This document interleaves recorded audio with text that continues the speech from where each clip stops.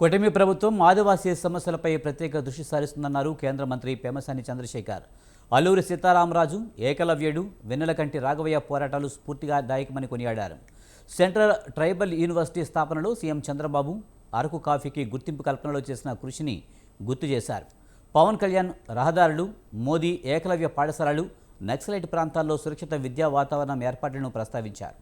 ఆదివాసీ సమస్యలు, కోరికల పరిష్కారానికి కట్టుబడి ఉన్నామని పెమ్మసాని హామీ ఇచ్చారు.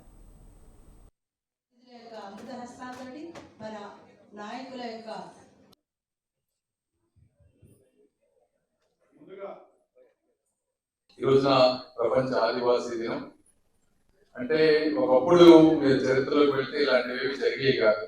ఈ రోజు ప్రత్యేకంగా ప్రభుత్వాలు, కేంద్రంలో ఉన్నటువంటి మోదీ గారు కానీ, రాష్ట్రంలో ఉన్నటువంటి తెలుగుదేశం నారా చంద్రబాబు నాయుడు గారు కానీ, పవన్ కళ్యాణ్ గారు కానీ, ఇవన్నీ ఈ రోజు ఇంతమంది వచ్చి ఈ రోజు ఇట్లా కూర్చొని మాట్లాడుతూ ఉన్నారు అంటే దీనిలో భావమే మీలో ఉన్నటువంటి మీకు ఏవైతే భావజాలం ఉందో ఆ భావజాలాన్ని మీకు చెప్పేటువంటి సంస్కృతి ఈరోజు చూస్తే మీరు ఈ విధంగా అన్ని చెప్పగలుగుతున్నారు. వేదిక ఇవన్నీ వినగలుగుతున్నాం.